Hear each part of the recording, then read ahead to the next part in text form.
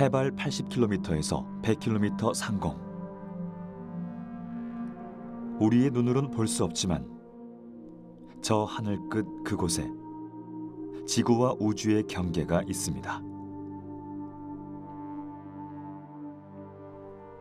별똥별이 떨어지기 시작하는 지점이라고도 할 수 있죠. 지구라는 행성에서 태어나 생을 마감하는 인류는 단지 얼마만큼 날아올라야 우주에 도달할지 예측할 뿐. 우주란 어떤 공간인지 상상하기 벅찬 대상이었습니다. 그곳엔 약 1000억 개의 은하가 있고 각각의 은하 속에는 1000억 개 이상의 별이 있으며 그중 하나가 태양이라고 하니 태양계의 작은 행성인 지구가 우주를 논하기 어려운 건 어쩌면 당연한 일인지도 모릅니다.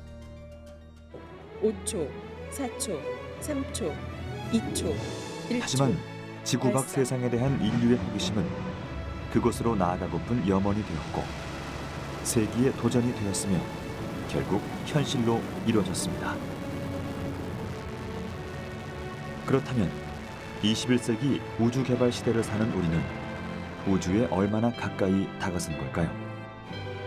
그 현 위치를 알아봐야겠습니다.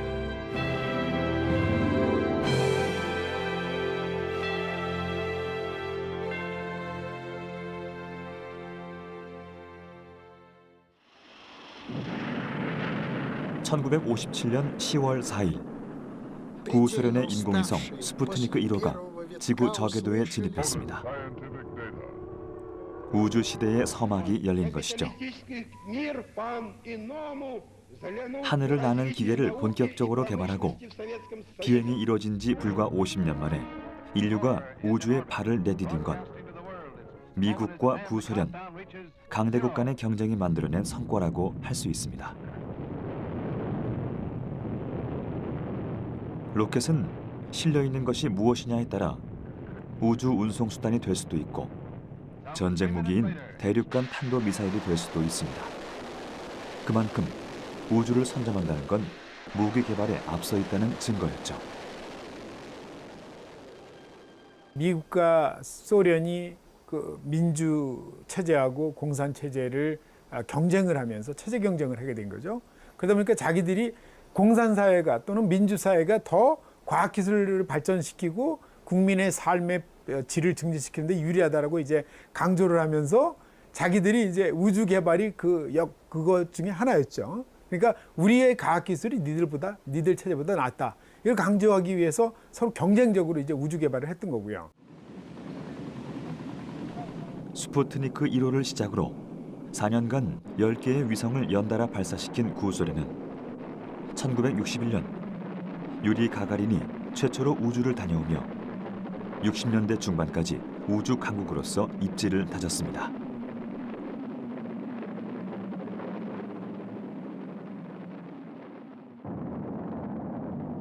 하지만 1969년 7월 21일 미국에서 날아오른 아폴로 11호가 달 표면에 착륙했습니다.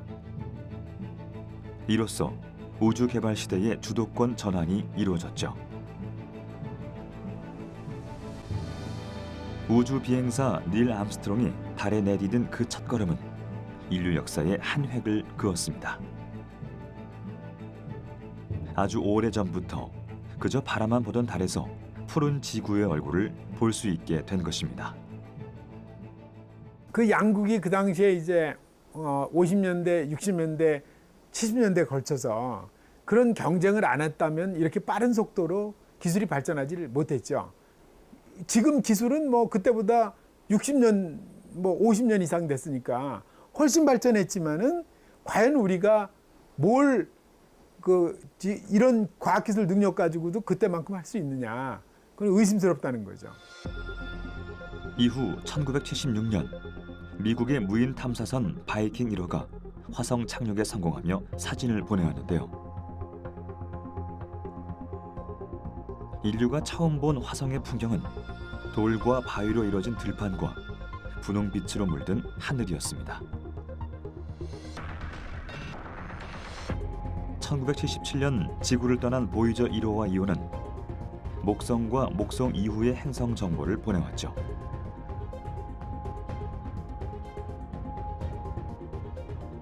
보이저 탐사선은 목성의 위성 3개를 새로 발견했고 토성에선 초속 500m의 폭풍이 불고 있으며 토성의 고리는 대부분 얼음 덩어리로 구성되어 있다는 사실을 알아냈습니다.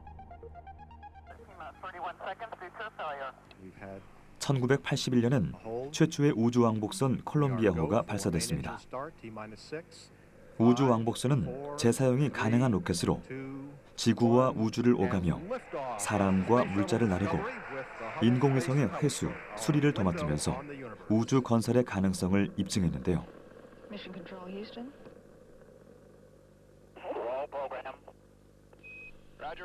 일반 로켓보다 천천히 지구 궤도로 진입하는 우주왕복선은 허블 우주망원경과 같이 크기가 크고 약한 구조물을 지구 궤도에 올려놓는 작업이 가능하며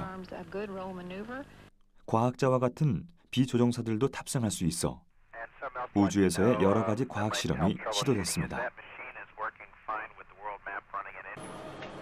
그리고 우주왕복선의 핵심적인 역할로 우주 정거장이 건설됐습니다. 우주 정거장은 지상으로부터 물자를 공급받으며 우주 비행사를 교대하는 정거장인데요. 인간이 우주 공간에서 반영구적으로 생활할 수 있도록 거주 공간을 제공하는 대형 우주 구조물이기도 합니다.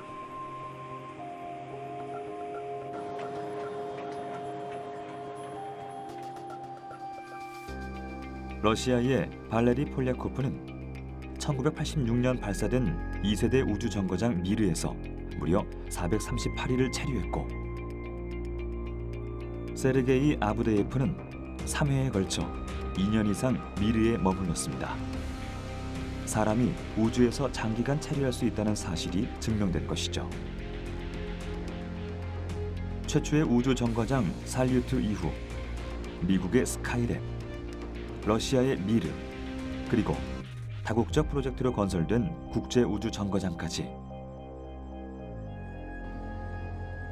인류가 우주로 나아가기 위한 전초기지는 이미 마련됐으며 진화를 거듭하고 있습니다.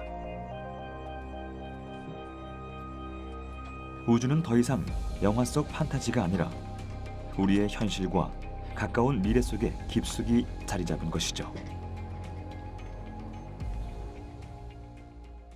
우주 개발이 그냥 우리가 그 우주를 정복했다는 의미도 큽니다만은 그 과정에 다양한 첨단 기술이 융합된 분야입니다. 이를테면 기계, 전자, ICT라든지 그런 융합된 분야가 있기 때문에 그 과정에 검증된 기술들을 우리 다른 산업에 이렇게 파급을 시키고 새로운 가치도 만들고 새로운 서비스를 만들어낼 수 있는, 즉 우리 미래의 먹거리와 굉장히 관련돼 있는 중요한 부분입니다. 달 탐사 혹은 우주 탐사를 왜 하냐 하는 부분에 있어서는 우리가 그동안의 어떤 그 근본적 원인이라 그러면 미지의 세계에 대한 과학적 탐구가 기본으로 깔려 있다고 보겠죠.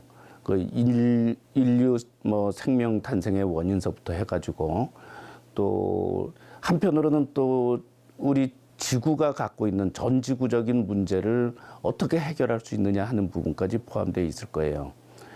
또 그 과정에서 지구를 벗어나 어떤 다른 행성의 자원을 탐사한다든지 또 혹은 거기에서의 어떤 거주까지도 생각하는 이제 그런 부분들이 있겠죠. 우주 산업을 육성하고 우주라는 공간을 인류의 첨단 기술로 개척하고 있는 우주 강국들. 이들 우주 강국의 대열에 나란히 서기 위해선 몇 가지 조건이 필요합니다.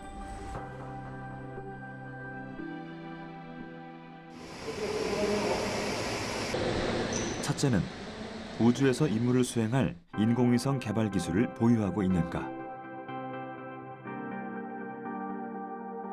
둘째는 발사체 기술을 확보하고 있는가.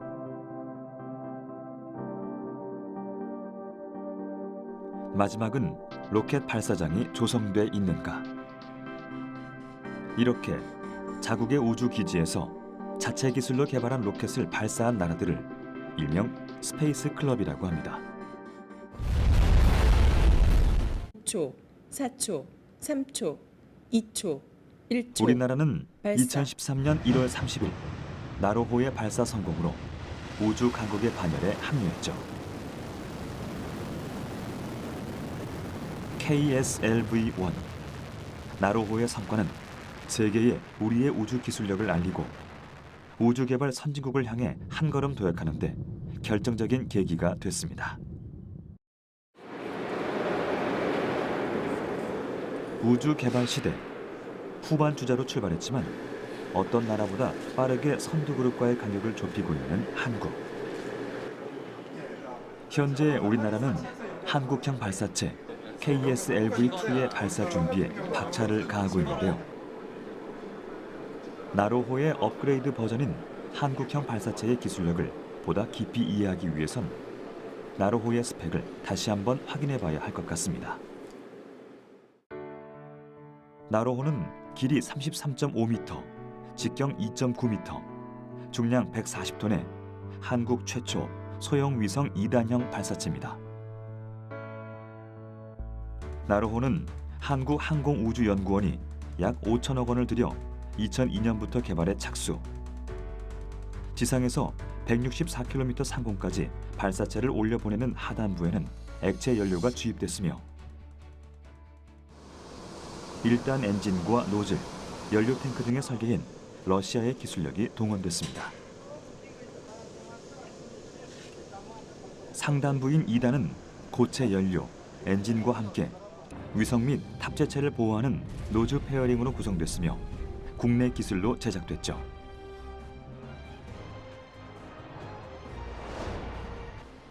(2단) 직렬형 발사체인 나로호에서 볼 수 있는 것처럼 로켓이 단으로 나뉘어 있으며 각 단마다 필요한 부품과 기술이 다르게 적용된 것을 알 수 있는데요.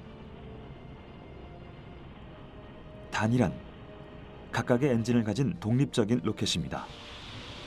그리고 단을 어떻게 구성하는지에 따라 발사체의 형태가 달라집니다. 크게 직렬형, 병렬형, 부착형, 그리고 피기백 방식으로 나눌 수 있는데요.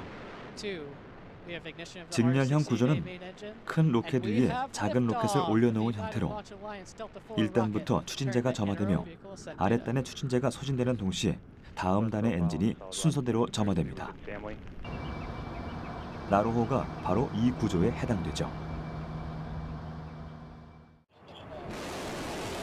병렬형 방식과 부착형은 옆으로 단을 연결하는 것입니다. 병렬형의 경우 2단 로켓을 중심으로 1단 로켓이 붙어있는 형태인데요. 이와 같은 경우 2단과 1단 엔진이 동시에 점화되며 천천히 속도가 오르다가 분리된 후 최대 속도를 냅니다. 부착식으로 결합된 단은 발사 시 추력을 증가시키기 위한 보조 로켓 역할을 하며 단수에 포함시키지 않습니다.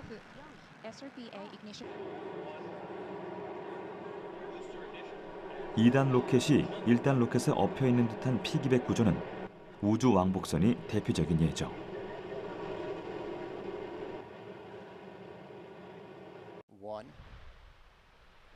세계 각국에서 채택하고 있는 로켓 구조는 대부분 직렬형 다단 구조에 보조 로켓을 부착하는 형태입니다. 이처럼 우주 발사체를 여러 개의 소형 로켓이 결합된 단 구조로 구성하는 이유는 발사체의 무게를 효율적으로 관리할 수 있고 위성을 목표 궤도에 올려놓기 위해 필요한 속도를 각 단으로 배분할 수 있기 때문입니다. 로켓의 연비를 비추력이라고 하는데 연료를 태워 얻은 추력을 소모된 연료의 중량으로 나눠 계산합니다. 즉, 비추력이 큰 추진제를 사용하면 적은 양의 연료로도 큰 추력을 얻을 수 있죠.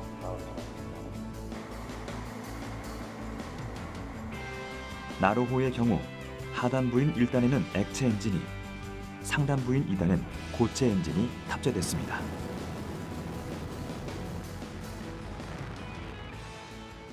액체 엔진은 고체 엔진에 비해서 자동차로 치면 연비라고 그러는데 비추력이 높습니다.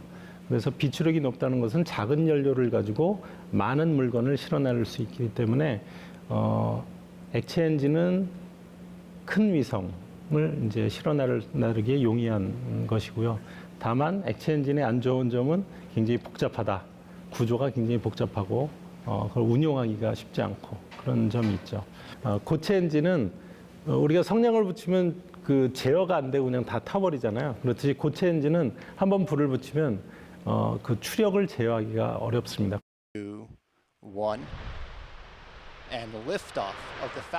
액체 연료는 고체 연료에 비해 비추력이 매우 우수한 로켓 추진제입니다. 세계 각국에서 액체 추진제 로켓을 택하고 있는 것 또한 바로 이러한 이유에서죠.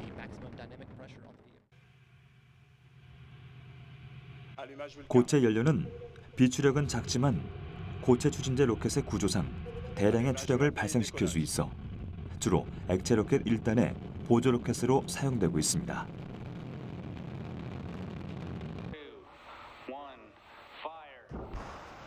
로켓의 연료와 엔진에 관한 기술은 한 나라의 과학 기술력을 상징합니다. 그만큼 지상에 존재하는 어떤 것을 우주 속 목표 지점으로 보내는 일은 결코 쉽지 않다는 걸 의미하죠. 에너지 밀도라는 것은 단위 최적에 얘가 내는 힘이 얼마냐를 이제 비교를 하는 거거든요. 그 가장 높다고 생각하는 그 가스터빈, 항공기 가스터빈에 비해서도 한 10배가 높은 게 로켓 엔진입니다. 그 얘기는 아주 작은 공간에서 엄청난 폭발력을 내야 되는 거죠. 사이즈는 작고 그 안에서 엄청난 폭발력을 내야 되는데 견뎌줘야 되고 날아가야 되니까 가벼워야 되고 그러니까 이게 굉장히 서로 상충되는 설계 조건을 가지고 설계 제작 시험을 해야 되기 때문에 아마 가장 어려운 그 열기관이라고 볼 수 있을 겁니다. 두 번의 발사 실패 끝에 개발을 시작한 지 11년 만에 나로호는 2013년 1월 30일 위성을 정상 궤도에 진입시키는 데 성공합니다.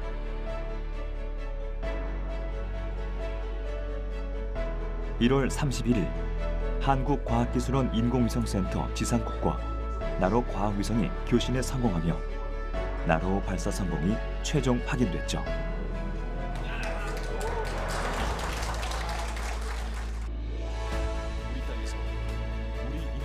비록 1단 로켓을 러시아의 도움을 받아 완성했지만 나로호의 성공은 100% 우리 기술로 만든 한국형 발사체의 탄생을 예고했습니다.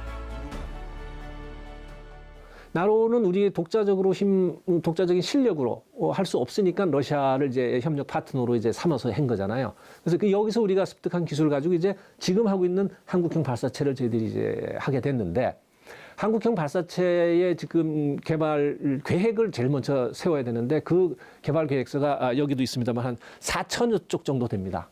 그러니까 그거를 우리 스스로 쓸 수 있었어요. 나로를 하면서. 그러니까 그런 것을 썼으니까 우리가 이 지금 하고 있는 한국형 발사체를 할 수 있겠다라고 하는 자신감을 갖게 됐고 나로를 하면서 우리가 작은 규모의 액체 엔진을 저희들이 막 연습을 했어요. 그래서 그것도 성공을 했어요. 그래서 그거를 발판으로 지금 한국형 발사체에서 사용되어지는 75톤 엔진을 저희들이 개발을 했습니다.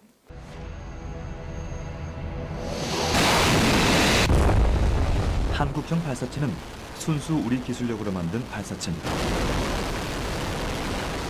2021년에 발사할 예정인데요. 자력으로 만든 액체 엔진을 사용해 총 3단으로 제작할 계획이며 탑재 위성을 저궤도에 올려놓는 것을 목표로 하고 있습니다.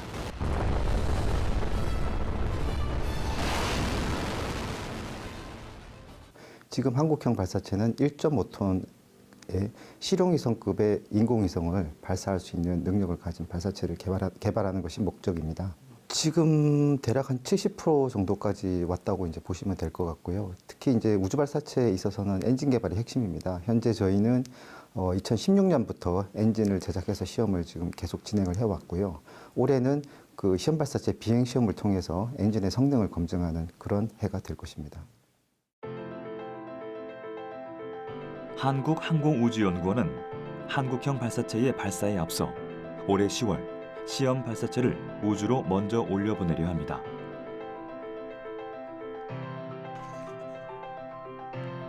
시험 발사체 역시 해외 기술의 도움 없이 자력으로 제작하고 있는데요. 75톤급 액체 엔진 1기를 장착한 1단형 로켓입니다. 이는 한국형 발사체의 2단에 해당하는데요. 시험 발사체는 75톤급 액체 엔진과 기체를 결합시켜 비행하는데 그 목적이 있습니다.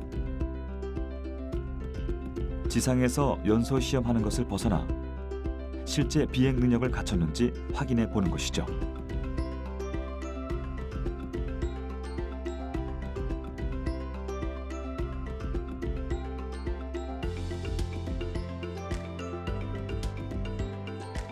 시험 발사체의 비행 능력 확보는 한국형 발사체의 성공적인 발사에 한 걸음 더 다가간다는 의미이기도 한데요. 그렇다면 2021년에 발사할 한국형 발사체는 어떤 모습일까요? 한국형 발사체에 대해 좀 더 자세히 살펴보도록 하겠습니다. KSLV-2 한국형 발사체는 나로호인 KSLV-1과 비교해 무게는 약 1.5배 무겁고 길이는 14m가량 더 깁니다. 발사체의 단수도 나로호보다 한 단위 많습니다. 한국형 발사체는 75톤급 액체 엔진 4기를 장착한 1단,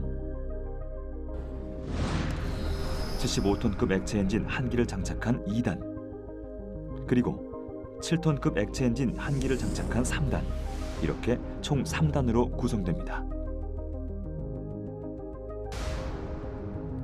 무엇보다 총 47.2m에 달하는 발사체의 설계, 제작은 물론 발사체의 핵심인 엔진을 국내 기술로 개발했다는 것에 큰 의미가 있습니다. 이 엔진은 로켓의 심장이고 그 성능을 가늠하는 지표입니다. 심장이 없으면 아무리 기체를 만든다고 해도 그것을 날려보낼 수 없고요. 항공 우주 역사상, 세계의 역사상 봐도 엔진이 개발이 돼서 그거에 따르는 기체를 만들고 그거에 따르는 비행 물체를 만들 수밖에 없는 현실인 거죠. 그런 면에서 모든 우주 발사체를 개발을 한다면 엔진이 그 나라의 자긍심이고 핵심입니다. 75톤급 액체 엔진이 우주용 로켓 엔진으로 인정받으려면 134초에서 145초 동안 목표한 추력을 안정적으로 내야 합니다. 추력이란 물체를 운동 방향으로 미는 힘을 말하는데요. 발사체의 경우 엔진이 연소하면서 생기는 힘의 반작용으로 발사체가 앞으로 움직이는 힘을 추력이라 합니다. 한국형 발사체에 사용할 75톤급 액체 엔진은 임무 작동 시간 145초, 지상 목표 추력 67톤, 우주 목표 추력 76톤을 달성했습니다. 엔진의 안정성을 확보하기 위해 2016년 5월부터 연소 테스트를 시작해 얻은 결과죠.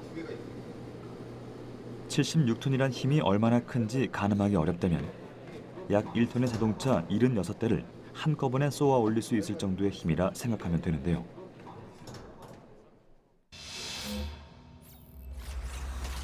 로켓이 이렇게 강력한 힘을 낼 수 있는 비결은 엔진의 설계 구조에 있습니다.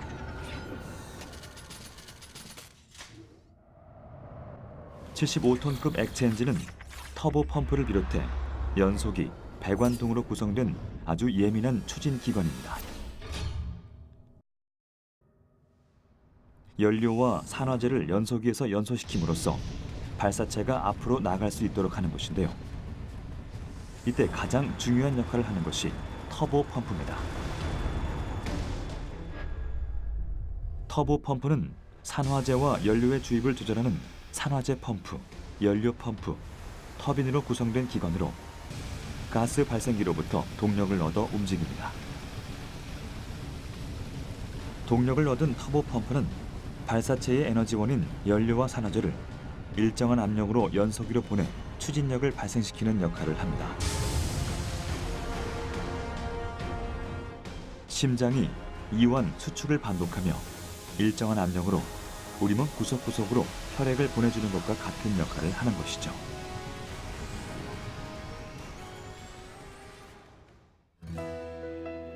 엔진은 기체와 결합해 지상의 물체나 사람을 우주로 수송합니다. 흔히 몸통이라고 하는 기체에는 각종 배관, 통신 제어 시스템과 같은 체계 시스템이 있는데요. 그중 몸체 대부분을 차지하는 것은 산화제와 액체 연료를 담는 추진제 탱크입니다.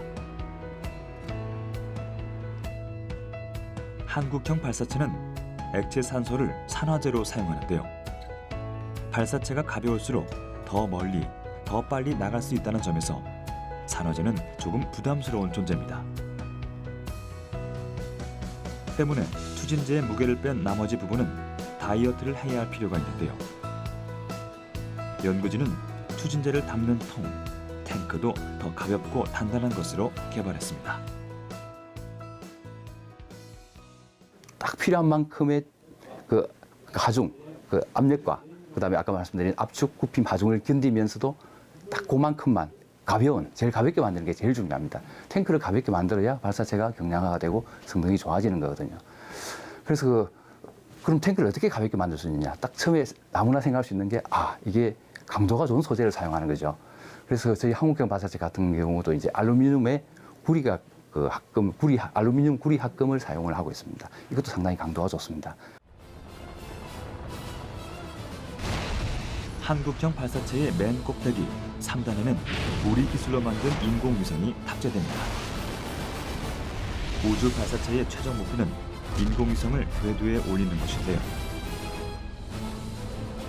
이 위성은 저궤도에 투입돼 우주 탐사를 수행하는 데 사용될 예정입니다.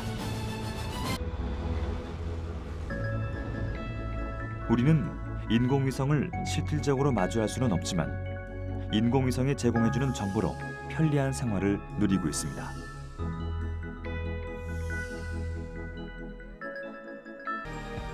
매일 뉴스에서 확인하는 일기예보 정보나 운전 중 사용하는 내비게이션을 통해 현재 위치를 확인하고 목적지를 찾아가는 것 또한 위성 서비스가 있기에 가능한 것입니다. 인공위성이 보내준 정보를 필요에 맞게 활용하는 것이죠. 한국은 1989년 영국과 우리별 1호를 공동 제작하며 인공위성 연구를 시작했습니다.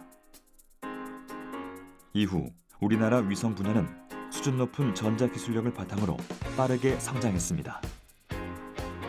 1999년엔 독자 기술로 우리별 3호를 성공적으로 개발했는데요. 현재 우리나라는 세계 6, 7위권의 기술력을 지닌 인공위성 강국으로 평가받고 있습니다. 우주 개발 역사는 뭐 잘 아시다시피 우리별 1호 처음 시작했을 때가 아마 90년대 금방일 겁니다, 아마. 예. 한 30년도 채 안 됐죠. 예. 근데도 뭐 하여간 우주 쪽에 그 인공위성 쪽은 그래도 굉장히 그 기술이 그 세계적인 어떤 수준하고 거의 뭐 맞먹는 수준이 아닐까라고 저희들은 생각을 하고 있습니다. 예, 저희들이 지금 위성 기술을 보통 얘기를 할 때 위성 설계 기술, 뭐 제작 기술, 조립 시험 기술, 뭐 운영 기술 얘기를 하는데 우리나라는 이 전체 4개 기술에 대해서는 지금 해외 의존 없이 독자적으로 다 그 수행을 하고 있습니다. 인공위성은 탑재체에 의해 날씨 관측, 통신, 감시 등 그 역할이 결정됩니다. 때문에 그 역할에 따라 각각 다른 고도에 발사되고 정해진 궤도로 움직입니다.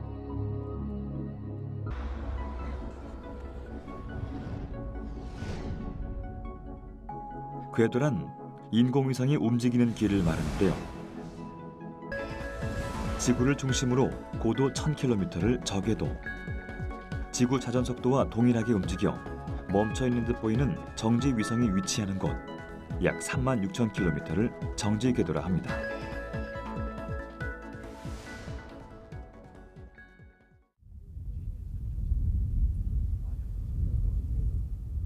우리나라는 1992년 저궤도를 향해 우리별 1호를 발사하며 22번째 인공위성 보유국으로 이름을 올렸습니다. 이후 다목적 실용위성, 통신위성 무궁화, 통신해양기상위성 천리안 등의 인공위성을 발사했는데요. 이 위성들 중 우리는 천리안 위성에 주목할 필요가 있습니다. 2010년 상공 약 36,000km 정지궤도에 쏘아올린 국내 최초 공공정지궤도 위성 천리안. 천리안은 2011년 4월부터 매일 기상 관련 영상을 보내주고 있는데요. 우리가 일기예보를 통해 보는 영상들은 대부분 이 천리안 위성이 보내준 정보들이죠. 하지만 천리안 1호는 곧 수명이 다하기 때문에 그 임무를 승계받을 인공위성이 필요한데요. 올 하반기 한국항공우주연구원에서 직접 설계하고 제작한 천리안 2호를 발사해 천리안 1호의 임무를 이어받을 예정입니다. 천리안 위성 1기가 이제 해외 공동 개발을 했습니다. 해외 공동 개발이라는 것은 해외가 기술 책임을 지는 형태인데 저희들이 이번엔 엄밀하게 말하면 좀 더 도전적으로 해갖고 국내 독자로 지금 그 정지궤도 복합위성 천리안 2호를 지금 거의 개발 완료 중에 있습니다. 위성의 지금 규모가 천리안 1호가 2,500km에 비해서 저희들이 3,500km 정도로 한 1톤 정도가 더 늘었고요. 그 다음에 사실 그 보이지 않는 설계 부분도 이제 저희들이 국내 개발로 많이 바꿨습니다. 위성 활용 서비스와 위성 장비 시장은 2016년 기준 국내 우주산업 매출액 전체의 약 84%를 차지했습니다. 그만큼 인공위성 기술의 응용 분야가 많다는 것이죠. 정부는 인공위성 서비스를 더 활용하고 발전시키기 위해 다양한 계획을 세웠는데요. 그 최정점에 있는 것이 한국형 위성 항법 시스템입니다. 한국형 위성 항법 시스템은 내비게이션에 주로 쓰이는 GPS, 즉 전 지구를 커버하는 위성 위치 확인 시스템의 우리나라 전용 버전이라고 생각하면 됩니다. 이 서비스가 상용되면 오차 범위 1m 이내에 아주 정밀한 위치 서비스를 누리며 한층 더 정확하고 빠른 길찾기가 가능해질 것입니다.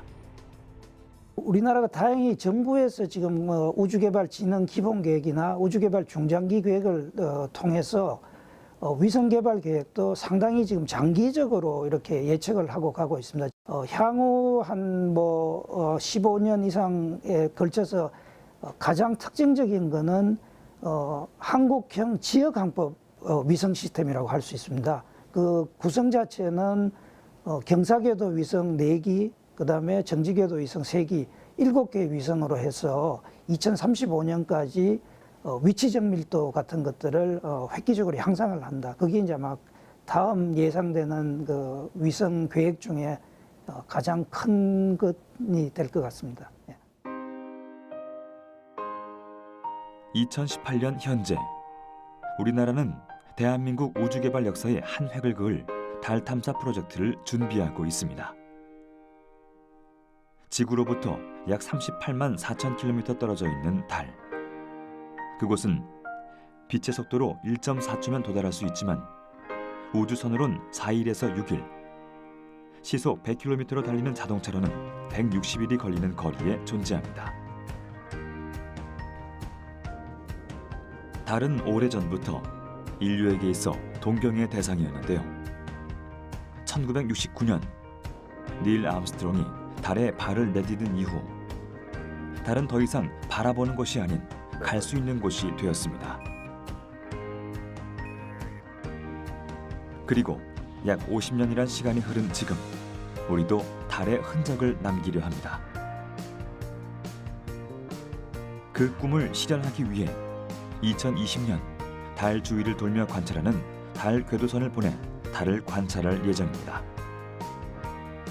달 궤도에 진입한 7번째 나라가 되려는 것이죠. 이후 달 표면에 착륙선을 안착시키고 달을 넘어 소행성 교환선을 보내 다시 지구로 돌아오게 할 계획도 세웠습니다. 달보다 더 먼 곳 심우주 개척에 대한민국이 도전장을 내민 것입니다. 네, 달 탐사 궤도선 개발을 시작으로 소행성 탐사를 하게 되는데요. 성공적으로 완료하게 됨으로써 뭔가 국민의 자긍심을 고취한다든지 국가 브랜드 가치를 향상시킨다는 것은 굉장히 중요한 의미 같습니다. 세계 선진국도 이미 심우주 행성 탐사를 더 추구하기 위해서 현재 달 탐사에 또 다시 돌아가고 있거든요. 그러한 점에서 보면은 앞으로도 우리가 그러한 심우주 핵심 기술을 개발함으로 인해서 국가적으로도 국제 협력할 수 있는 능력을 가진다고 볼 수도 있습니다. 달에 간다면 지구에 존재하지 않는 유용한 자원을 찾을 수도 있겠죠. 하지만 이러한 관점은 달 탐사 초기의 화두입니다. 이제 달은 지구로부터 200만 킬로미터 이상 떨어진 심우주로 가기 위한 거점으로 봐야 합니다.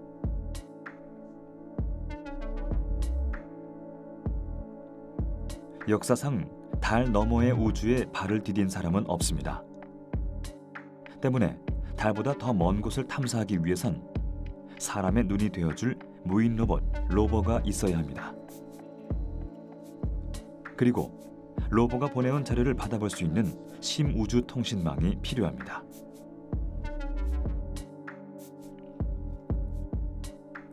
미국 나사 제트 추진 연구소에는 48억 킬로미터 거리에 있는 명왕성의 사진이 전송되는데요. 심우주 통신망이 있기에 가능한 것이죠. 먼 우주에서 보내오는 신호를 받으려면 지상국이 있어야 하는데요. 미국 캘리포니아, 스페인, 호주에 대형 위성 수신 안테나를 설치해 교신을 주고받고 있습니다. 한국은 2020년에 발사하는 달 궤도선과 수신하기 위해 나사와 손을 잡았습니다.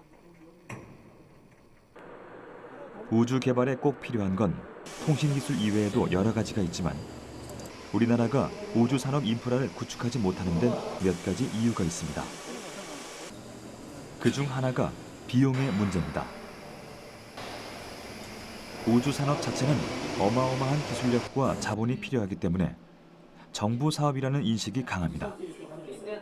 서로 경쟁할 때 기술력이 발전된다는 시너지 효과를 얻지 못하고 있는 것이죠. 그동안 우주 개발이라고 하면 그 정부 주도의 사업이라고 이제 다들 이제 알려져 있죠. 그 이유가 이제 기술적인 리스크가 크고 개발 비용이 이제 막대하게 소요되고. 근데 최근에 들어서면서 다 아시다시피 그 스페이스X라는 그런 기업이 등장하면서 민간 벤처 기업들이 주로 미국을 중심으로 해서 굉장히 활발하게 이제 우주 분야에 참여를 하고 있습니다. 지난 2월 높이 70m, 폭 12.2m에 달하는 초대형 로켓이 우주로 떠났습니다. 팰컨 헤비, 인류가 운영 중인 로켓 중 가장 큰 로켓입니다. 미국의 민간 우주 기업인 스페이스X가 발사한 로켓인데요. 팰컨 헤비의 성공은 우주 산업이 이제 더 이상 국가만의 일이 아니라 민간 사업체도 함께 이뤄낼 수 있다는 신호탄이 되었습니다. 우리나라의 경우 한국항공우주연구원이 선두에 서서 우주 산업을 이끌어가고 있는데요. 한국항공우주연구원에선 핵심 기술을 개발한 다음 민간 업체에 지원해 줌으로써 정부와 기업이 함께 우주 산업을 키울 수 있도록 환경을 마련하고 있습니다. 이런 과정 속에 우주 산업이 발전된다면 우리도 민간 기업에서 우주선을 발사하는 날을 기대해 볼 수 있을 겁니다. 그래서 우주 정복이 중요하다는 이런 국민적인 공감만 일으키고 정부가 적극적으로 끈기 있게 지원한다 그러면은 오히려 우수한 인력, 사람이 어떻게 보면 유일한 자원인 대한민국에 있어서는 꽤 희망적인 분야다. 저는 그렇게 생각을 합니다. 지금 당장 시간을 달려 달, 그보다 더 먼 화성, 심우주를 정복할 수는 없습니다. 우주를 향한 막연한 호기심과 새로운 삶의 터전을 마련하기 위해 노력한 결과 오늘날에 이르렀죠.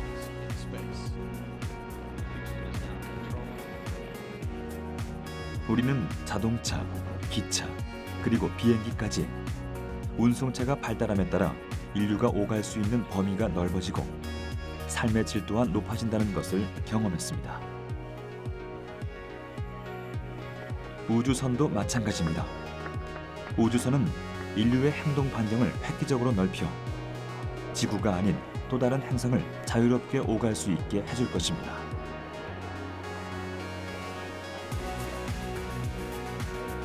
이미 우주 공간엔 우주 왕래의 중간다리, 우주 정거장이 건설되어 있는데요. 세계 각국에서는 이 우주 정거장을 기점으로 우주 여행 상품 개발 의지를 보였습니다. 상상만으로 가능했던 우주 여행이 한 걸음 더 다가온 것입니다. 이 꿈을 이루기 위해서 어쩌면 더 많은 시간이 필요할지 모릅니다. 하지만 우주를 향한 동경이 오늘날에 이르게 한 것처럼 목표를 이루기 위한 노력이 이어진다면 또 다른 미지의 세계를 향한 꿈을 꿀 수 있겠죠. 독자적으로 그런 기술 확보하고 사람 육성하는 게 참 중요한데 다행히 우리가 이런 쪽에 우수한 사람이 자원을 가지고 있다는 것이 참 큰 자산이지 않느냐. 그렇다면은 정부가 이런 부분에 과감하게 좀 멀리 보고 투자를 해주고 관심을 가져주고 그렇다면은 빨리 우리도 상당히 가능성을 가지고 갈 수 있는 분야다. 금년에 이제 시험 발사체 발사가 있고 2021년, 22년 되면 자력 발사를 하는 그런 발사체를 이제 갖게 될 거예요. 이제 그리고 나면 아마 그 시절부터는 우리도 상당한 기술력을 보유하게 되기 때문에 아마 조금 늦지만 또 열심히 따라갈 거라고 생각을 합니다. 인류는 우주의 호기심을 가지고 그 속에 담긴 궁금증을 풀기 위해 끊임없이 노력해왔습니다.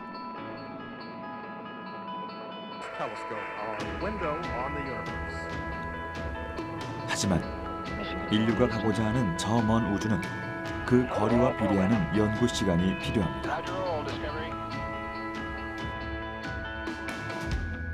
우리나라는 늦게 시작했지만 30년이란 시간 동안 우주기술 분야의 눈부신 성장을 이뤄냈습니다.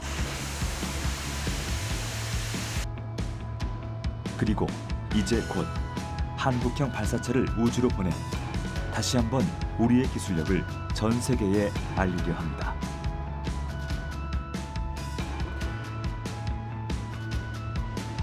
우주를 향한 대한민국의 두 번째 도약.